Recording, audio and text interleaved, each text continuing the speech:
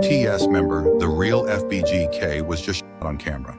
Right. Only a week after being released from jail.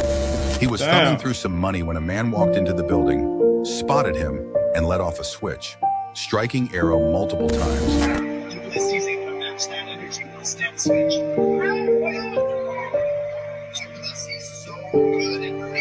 You look back.